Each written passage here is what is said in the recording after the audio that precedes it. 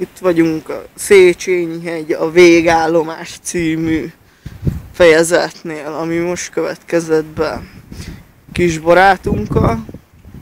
Cső! Viharvadász. Állj oda. Ez megy most.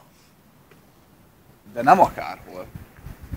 Ilyen baszott hol? nagy viharba. Széchenyi-hegyen vagyunk, a végállomásnál. A Normafán, egy hegyen. És le fogunk száguldozni még a fogaskerekről. Bizonyíték is kell majd a fogaskerekről. És ez a viharvadászat, basszátok meg! Nem az a hogy kimész, aztán befagy a picsád, aztán hazamész. Nem, itt is kőkemény vadászat van. Hát fúj a szél, orkán van, pont nem szerencsés percekben videóztok, de már majdnem lefújt innen a szél kétszer is minket. De nem baj, nem azért mondom, hogy megsértődjetek, vagy ilyenek, csak hogy basszátok meg, azért itt most mi mászkálunk és röhögcsélünk és élvezzük az életet, nem ti. Nem? Vagy ha ti is itt vagytok éppen, akkor szóljatok, megértem. Nem para, egyáltalán nem para. Csak mondom. Nem lehet már mondani se, vagy van veletek. Na jó, mindegy.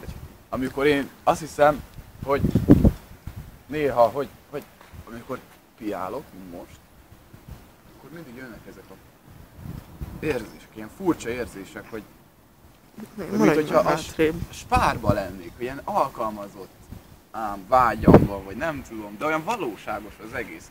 Nem tudom, komolyan mondom, nem tudom, de furcsa.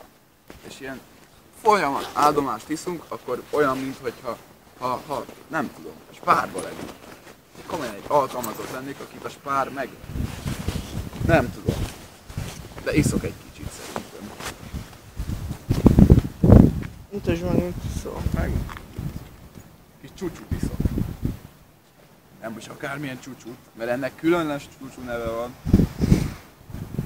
Mégpedig...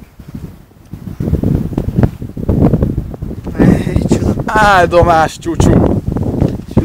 Csúcsú! Ja, kortyoljuk meg a gecibe, de... Uram, kilóg a faszal. Már elraktam.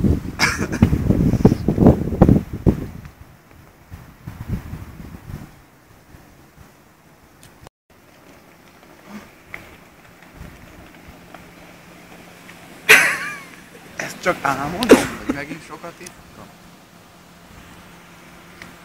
Mi van? Hol vagyunk? Az előbb még nem volt itt semmi. Ó, és még beszélik. Megérkezett valami. Mi lett a kezemben? Mi van veletek? Ezt látjátok?